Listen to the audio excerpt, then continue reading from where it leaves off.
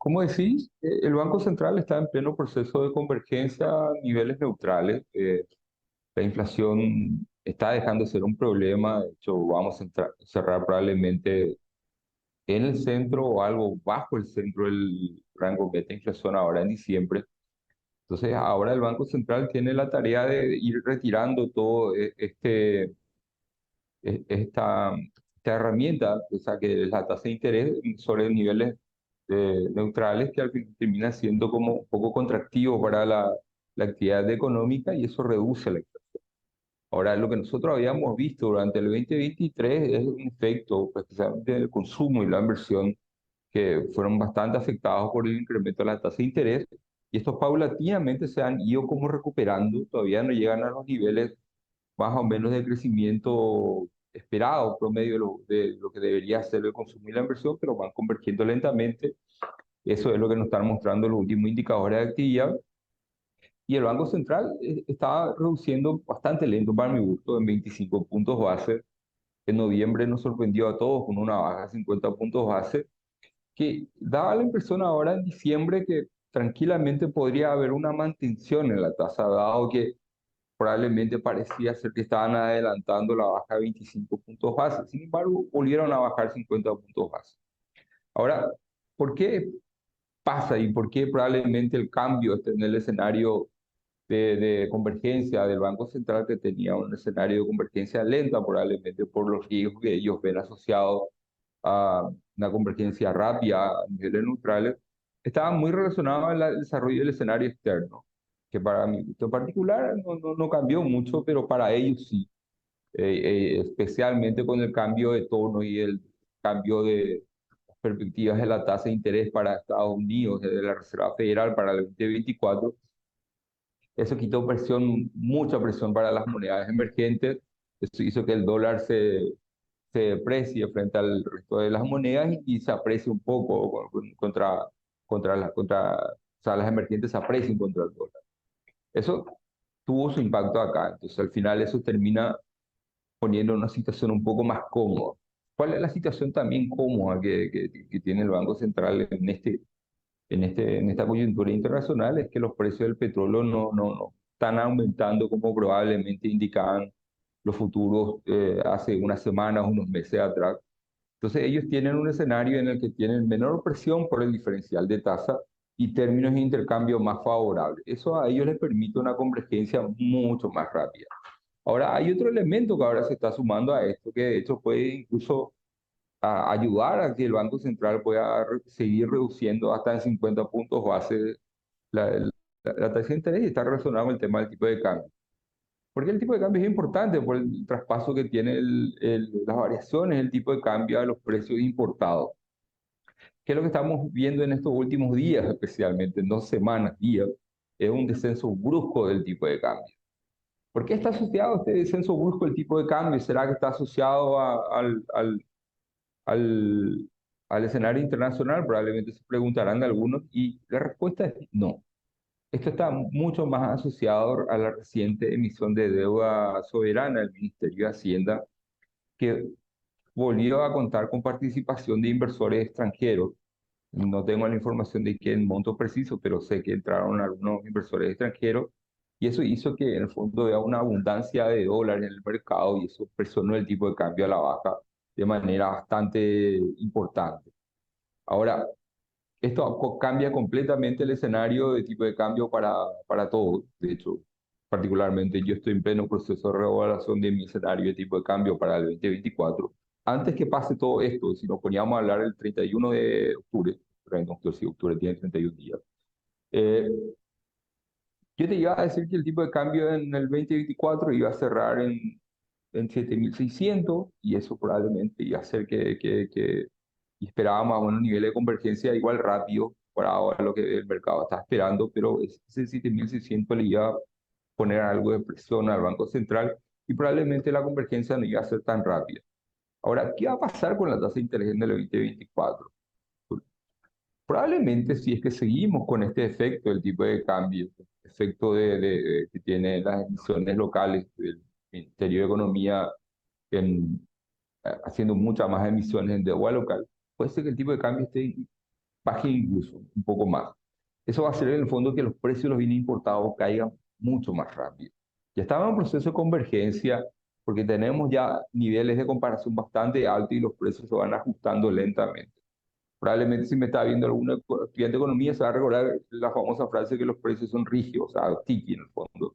Entonces eso paulatinamente la parte de los bienes importados se van ajustando y las empresas van recomponiendo márgenes. Ahora, mi visión para una tasa de interés del 2024 es cerrar diciembre en 5,25, que yo considero como el punto medio de lo que sería las estimaciones de tasa neutral nominal para nuestra economía. Ahora, ¿cuándo van a llegar al 5,25 o van a entrar dentro de un rango que pueda ser neutral? Yo creo que puede ser incluso en el primero o a mediados del segundo trimestre, así como se va desarrollando el escenario macro.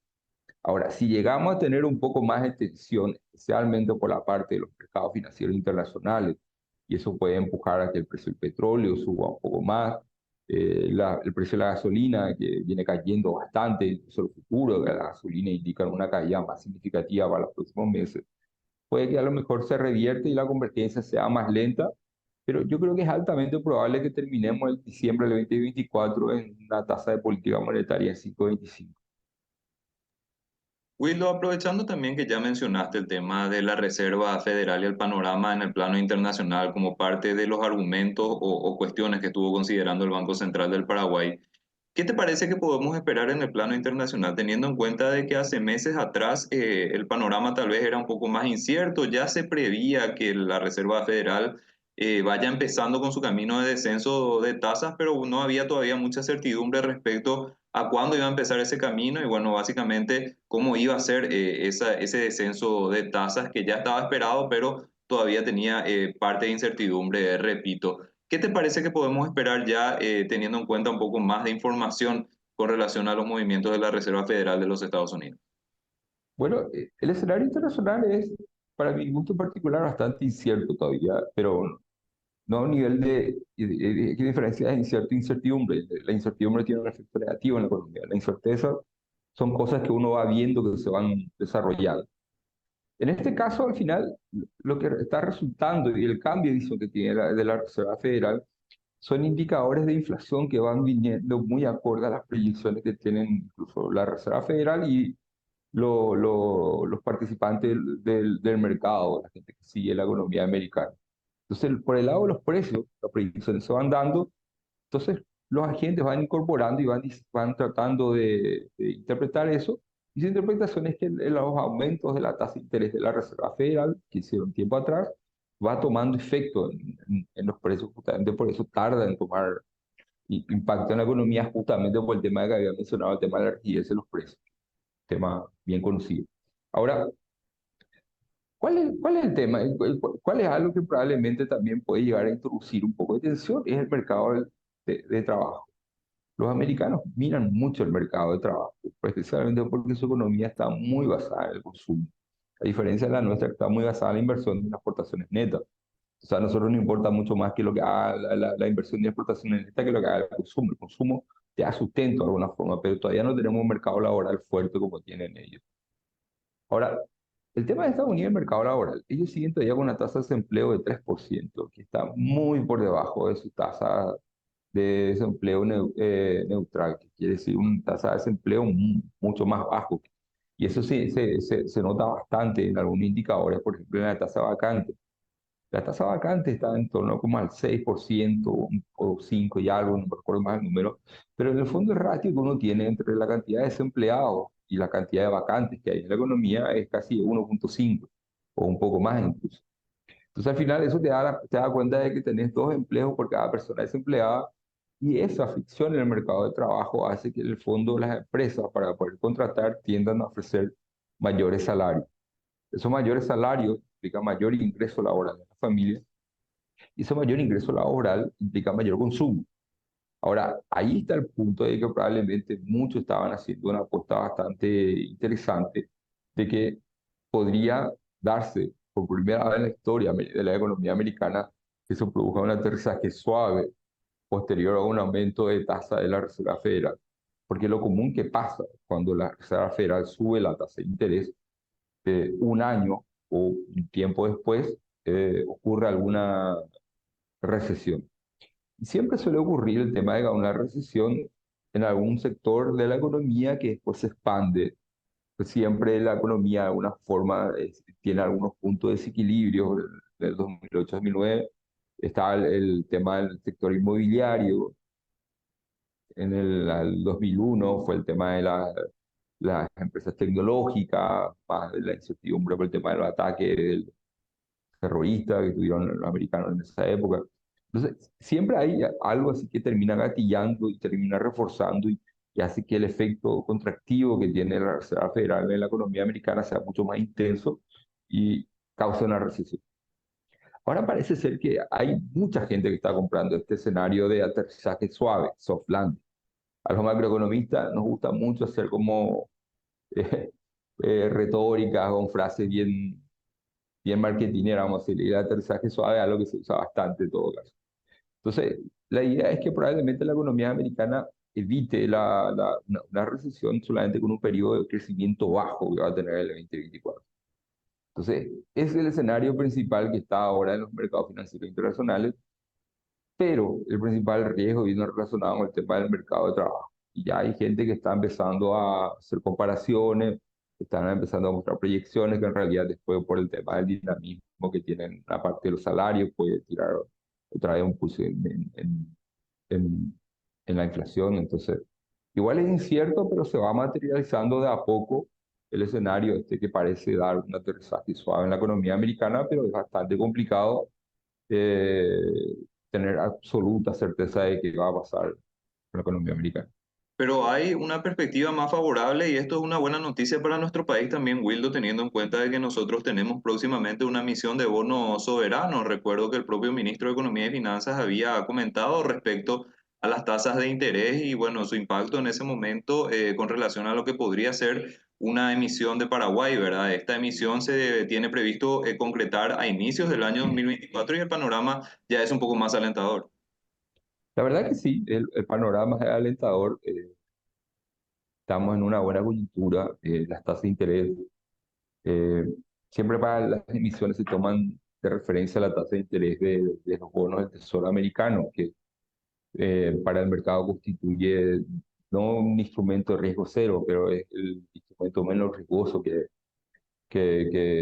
existe. Y sobre eso uno va poniéndole un premio por el riesgo. En nuestro caso está siempre en torno como un 2%, 250 puntos base, a lo más. Ahora, lo interesante de todo es que ahora estamos en una situación en la que las tasas de interés de largo plazo de la economía americana están bastante bajas. Y eso es algo que alguna vez le mencioné a algunas personas que me preguntaban si era predecible estos bajos niveles de la tasa de interés de largo plazo. Y yo particularmente le contestaba que era algo que había gente que tenía proyecciones para el 2024, una tasa de interés de largo plazo de Estados Unidos en torno a 3,5, por ejemplo, algunos bancos de inversión grandes especialmente. Pero cuando quitaron esas proyecciones, parecía muy arriesgada su proyección, parecía una jugada muy arriesgada, dado que en ese momento las tasas de interés de largo plazo estaban por sobre los 4,5.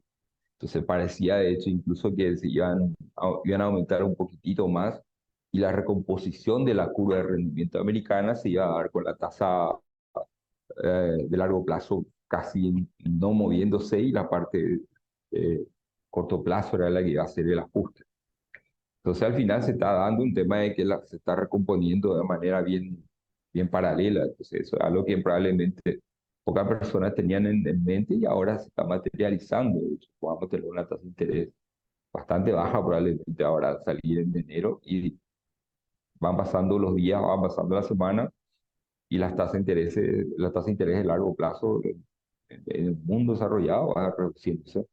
Y eso es una buena noticia también para la economía paraguaya en líneas generales. Wildo, recuerdo que hubo proyectos de inversión que se hicieron justamente bastante públicos o formaron parte de la agenda de noticias teniendo en cuenta de que había procedimientos o inversiones específicas que estaban teniendo dificultades para conseguir el financiamiento en una época de tasas de interés elevadas. Ahora, teniendo en cuenta el panorama actual, probablemente se vaya también dinamizando un poquitito este tipo de cuestiones y ayudando a que la economía paraguaya tenga también un mayor ritmo. Sí, efectivamente es bastante buena noticia. El contexto internacional está en un escenario favorable para la economía paraguaya. Y efectivamente sí, eso va a permitir que muchos proyectos se reactiven, proyectos que necesitaban financiarse a una tasa de interés de largo plazo, o sea, o por lo menos que tengan de referencia una tasa del Tesoro americano por bajo 4%, se van a reactivar bastante fuerte. Eso también va a hacer el fondo también que baje también la tasa de descuento a la que hacen los cálculos para ver la rentabilidad de los proyectos de inversión, y eso hace el fondo también que fluya los capitales hacia las economías emergentes. Nosotros somos una economía emergente, entonces el efecto de esta coyuntura es altamente favorable para la recepción de inversión extranjera, tanto en, en instrumentos financieros como incluso en inversión extranjera directa. Entonces eso es, por lo que pinta, va a ser un 2024 muy favorable. Obviamente va a depender cómo salga la cosecha de soja, pero tenemos un 2024 muy, muy, muy, muy favorable. O sea, hay que ser realista en eso. Ahora, hay que ver cómo se van recomponiendo algunos sectores, y hay que ver cómo algunos sectores sí terminan recuperándose completamente después de la sucesión de shocks negativos que tuvimos en nuestra economía, y si es que a lo mejor algún sector va a necesitar alguna ayuda especial del gobierno, que es altamente probable, porque si en el 2024 empezamos a ver que algunos sectores de la economía no repuntan, quiere decir que en esos sectores probablemente ya vamos a estar con problemas estructurales que requieren intervención de gestión pública para solucionar los problemas que probablemente están teniendo. Wildo, una cuestión también que te quería consultar guarda relación con lo que es esta última emisión del Ministerio de Economía y Finanzas dentro de nuestro mercado interno. También eso está relacionado en cierto modo a lo que eran las decisiones de política monetaria del Banco Central del Paraguay, y se marcó una referencia también en moneda local para este tipo de operaciones en este contexto actual. En líneas generales, ¿cuál es tu análisis con relación a esta operación, Wildo? Y si nos podés reiterar un poquitito más y profundizar un poquitito más este impacto que ya estabas mencionando de esta operación dentro de lo que es el tipo de cambio en nuestro país, que me parece también una cuestión sumamente relevante. Primero, la emisión fue bastante exitosa. Yo sinceramente no pensé que iba a ser capaz de alcanzar ese monto. Veía complicado, de hecho, que lleguen a los 100 millones que todo el mundo pensaba que era lo que necesitaban, porque en el fondo lo que estaban diciendo que tenían calendarizado pagarle a las constructoras que por el tema de la deuda flotante. Fue bastante interesante esta emisión. Llegaron a un nivel de tasa de interés que era predecible, o sea, las proyecciones daban esto, pero era una tasa de interés que probablemente pensaba que se podía llegar a dar en torno al segundo semestre del 2024. Sorprendentemente, y algo que no necesariamente pasa en nuestro mercado financiero, a veces nuestro mercado no interpreta muy bien los movimientos de la curva de rendimiento. De hecho, eso le complica bastante también al Banco Central, porque no puede también actuar con tanta libertad, porque al final si terminas sorprendiendo demasiado el mercado, el shock termina siendo muy fuerte, o probablemente en el sentido opuesto que ellos están queriendo. Entonces, eso es algo que en general pasa acá. No solemos ser tan reactivos en entender los movimientos de la curva de rendimiento soberana, especialmente en moneda local. Ahora, ¿qué es lo que pasó? Ahí al final la tasa de interés fue bastante buena. A algunos les empezó a parecer rara la tasa. Probablemente tuvieron que haber analizado haber proyecciones, haber pensado más o menos los niveles que iba a llegar el Banco Central. Entonces, en ese momento probablemente le tocó haber parecido atractivo. Ahora, ¿qué, que también es algo que probablemente también le tuvo que haber despertado los ojos, o eh, a, a ver, ¿cómo te puedo decir? Que le pudo haber puesto a pensar a la gente acá en el mercado, es el interés que tienen los inversores extranjeros en comprar los bonos en moneda local a esas tasas. Entonces, ahí probablemente muchos inversores locales, bancos, casa de bolsa, lo que sea, entonces ya he pensado, pucha, mira, para nosotros esa tasa no es buena porque se puede comprar un instrumento de X empresa, un bono a tanto, y es, igual es un bono que tiene un riesgo compartido, pero un bono relativamente bueno, pero con mucha mejor tasa. Pero, ¿cuál es el punto? El punto es que los inversores extranjeros ven como el análisis más de mediano plazo de la economía para hacer esta decisión de inversión. Y probablemente lo que ellos están mirando en nuestra economía paraguaya es una apreciación del tipo de cambio real. Entonces, a la hora de hacer los números, esta gente se encuentra con una rentabilidad mucho más alta a la que están comprando a la tasa que van saliendo. Entonces, ellos probablemente cuando liquiden su posición en 5 a 7 años, esperan tener un premio cambiario positivo, especialmente relacionado al tema de que tenemos un tipo de cambio bastante estable y predecible. Somos una economía muy, muy, muy estable. No nos salimos mucho del molde y cuando nos salimos del molde nos estamos mucho, como está pasando ahora, especialmente en términos fiscales. Y eso a los extranjeros le atrae, le da tranquilidad para poder invertir en bonos soberanos. Ahora, lo interesante de todo, y algo que probablemente muchos colegas también se están olvidando de su clase de macro que tuvieran que haber dado, el efecto que tiene cuando un gobierno hace una emisión soberana para financiar proyectos. Depende mucho de dónde se financia. Porque si es que se financia completamente con capital local, eso hace un efecto así como de desplazamiento, crowding out, que le dicen en los libros, que desplaza porque el ahorro de la economía, que era destinado probablemente para consumo e inversión, se termina yendo a la parte del efecto del consumo de gobierno. Ahora, el consumo gobierno ahí va a depender otra vez de qué sea, si sea para gasto corriente, pues para inversión, ahí va a depender el multiplicador que tenga. Ahora, lo interesante de todo es cuando la inversión, o sea, el financiamiento de la inversión o gasto se hace con ahorro externo, tiene un efecto expansivo en la economía. Y de hecho, el efecto que tiene cuando pasa ese tipo de situaciones, aprecia el tipo de cambio real.